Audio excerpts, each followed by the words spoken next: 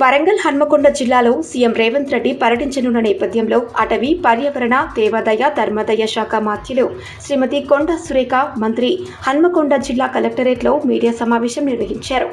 ఉమ్మడి వరంగల్ జిల్లా అభివృద్ధికి సీఎంకు నివేదించనున్న పలు అంశాలపై సమావేశం చర్చించారు. స్మార్ట్ సిటీ ప్రాజెక్టు, భూగర్భ drainage, ring road, Kaloji Kalakshetram, Mamnoor airport, Kakatiya mega textile park, Hanamkonda IDOC కార్యాలయంలో చేపట్టనున్న వన మహోత్సవం, మహిళా శక్తి కార్యక్రమం తదితర అంశాలపై ప్రజాప్రతినిధులు అధికారులతో సమాలోచనలు చేశారు.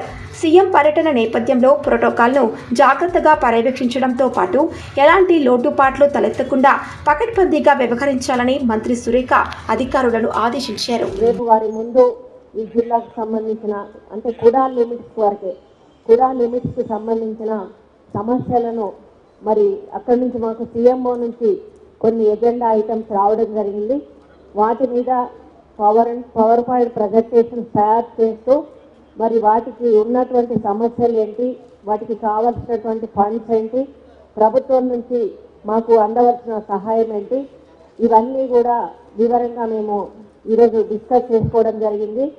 రేపు ముఖ్యమంత్రి గారు వచ్చిన తర్వాత ఈరోజు వారు ఇచ్చిన ఎజెండాలోని ఐటమ్స్ని ప్రతి ఒక్కటి కూడా వివరంగా ముఖ్యమంత్రి గారు నోటీస్కి తీసుకుపోవడం జరుగుతుంది.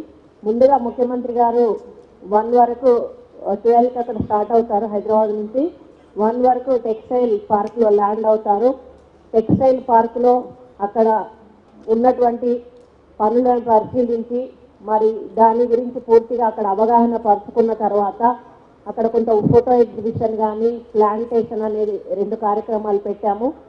ఆ తర్వాత బై రోడ్ వారు వస్తూ మరి మన సూపర్ స్పెషాలిటీ హాస్పిటల్ దగ్గర ఆగి ఆ హాస్పిటల్లో జరుగుతున్న పనులు కానీ ఎందుకు మరి ఆలస్యం అవుతా ఉంది, ఎంత త్వరగా దాన్ని ఓపెనింగ్ చేసి మరి ప్రజలకు అంకితం చేయాలనే విషయం మీద కన్సర్న్ ఏజెన్సీ వాళ్ళతోటి మాట్లాడి తెలుసుకొని మరి ఆ తర్వాత డైరెక్ట్గా ఇక్కడ కలెక్టర్ ఆఫీస్కి వచ్చి ఇక్కడ రివ్యూ ఏర్పాటు చేసి ఈ ఎజెండా ఐటమ్స్ మీద వారు రివ్యూ చేసినాక వారు నిర్ణయాలు తీసుకొని ముఖ్యంగా గతంలో ఎలక్షన్ సమయంలో వచ్చినప్పుడు ముఖ్యమంత్రి గారు ఒకటే చెప్పారు, హైదరాబాద్ తర్వాత అతిపెద్ద నగరము వరంగల్, 2వ రాజధానిగా దీన్ని అభివృద్ధి చేయాలనే లక్ష్యంతో మేము ముందుకెళ్తా ఉన్నాము.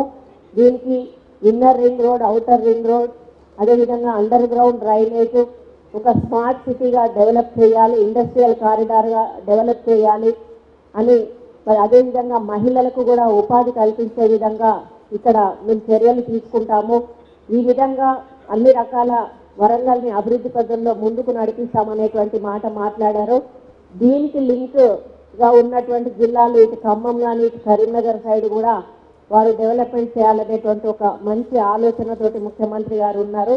కాబట్టి మొన్ననే ఎలక్షన్స్ వరకు మొన్నటి వరకు కూడా ఎలక్షన్స్ కోడ్ ఉండడం వలన కొంత మా పరిపాలనకు గ్యాప్ వచ్చినా కూడా ఎలక్షన్స్ అయిన వెంటనే అందరం కూడా మళ్ళీ మా పనుల్లో విధుల్లోకి మరి ఎంటర్ అయి మా కార్యక్రమాలు చేస్తూ ఉన్నాము. అందులో భాగంగా మేము ముఖ్యమంత్రిని కోరిన వెంటనే ముందుగా వరంగల్ కార్పొరేషన్ మీటింగ్ కండక్ట్ చేస్తే ఇక్కడ ఒకసారి దిశానిర్దేశం చేసినట్టయితే ఒక ఫైనల్ మాస్టర్ ప్లాన్ అంటూ ప్రిపేర్ చేసినట్టయితే దశల వారీగా ఈ యొక్క కుడా లిమిట్స్ని కానీ ఈ వరంగల్ పట్టణాన్ని కానీ అభివృద్ధి పదంలో ముందుకు తీసుకుపోయే అవకాశం ఉంటుందని చెప్పి వారు కోరిన మీదట రేపు సమయం ఇచ్చి రావడం జరుగుతూ ఉంది. ఏదైతే వెయ్యాలనుకుంటున్నామో మాస్టర్ ప్లాన్కు నిధులు కూడా సమకూర్చాల్సిన అవసరం ఉంది. కాబట్టి ముఖ్యమంత్రి గారు ఆ నిధులను ఏ విధంగా సమకూరుస్తారు అనే దాని మీద కూడా మేము వారిని అడగడం జరుగుతుంది. వారు మన బడ్జెట్లో పెడతారా లేకపోతే ఒక ప్యాకేజీ లాగా పెడతారా, ఏ విధంగా పెడతారు అనేది కూడా వారి నిర్ణయానికి మేము వదిలేసి మాకల్లా కావాల్సింది వరంగల్ని అన్ని రంగాల్లో ముఖ్యమంత్రి గారు ఏ విధంగానైతే అభివృద్ధి చేస్తున్నారో ఆ విధంగా అభివృద్ధి చేసే దిశగా ముందుకెళ్ళడం, industrial corridor Hyderabad to Warangal అనేది కూడా వారు నిర్ణయంలో ఒక భాగం.